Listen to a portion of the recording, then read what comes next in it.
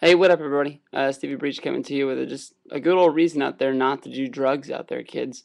As everybody knows, when Jeff Hardy dropped the title at the last pay-per-view to Mr. Anderson, there was more reason than one why TNA took the title off of Jeff Hardy. When they put the title on him, it looked like he was going to be for a good long run. It honestly didn't last that long because Jeff Hardy keeps having those drug charges hang over his head with the courts there in the Carolinas.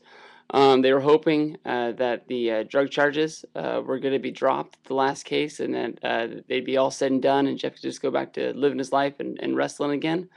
But they received another continuance, so that means that basically his um, title reign has to be put on hold, and that he's going to have to keep going to court dates whenever they pop up. And that's the reason why Mr. Anderson keeps on using that damn butterfly, dragonfly, Divas title that TNA made for Jeff Hardy. It was just supposed to be his special belt, and then when they put it on Mr. Anderson, I was figuring when he came out at the first Impact that they would go back to the original belt that they kept it on him because I guess they were hoping that the last court case Hardy had was going to be his last one. And then they would just put the belt back on Hardy and be like nothing happened. Well, now TNA is having to go back to the drawing board. They're working on a new title, which is going to cost them more money. Well, that belt that Jeff Hardy using isn't cheap. Jeff didn't pay for it. TNA paid for it.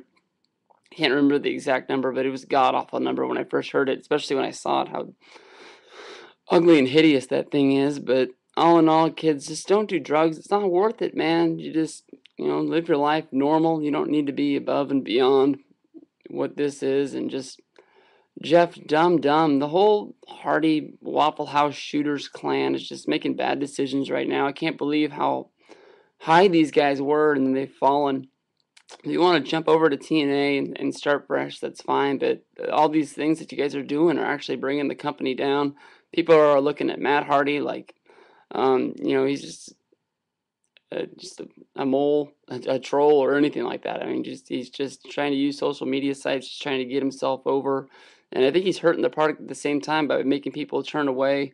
A lot of parents had their kids look up to Jeff Hardy, and then when they had the whole drug situation, which got blown up pretty big thanks to TMZ, got a lot of press on it. I think a lot of parents weaned their kids away from Jeff Hardy, and it's just not their kind of thing anymore. Plus, being a non-PG product, I think that a lot of that is making the kids go away from Jeff Hardy as well.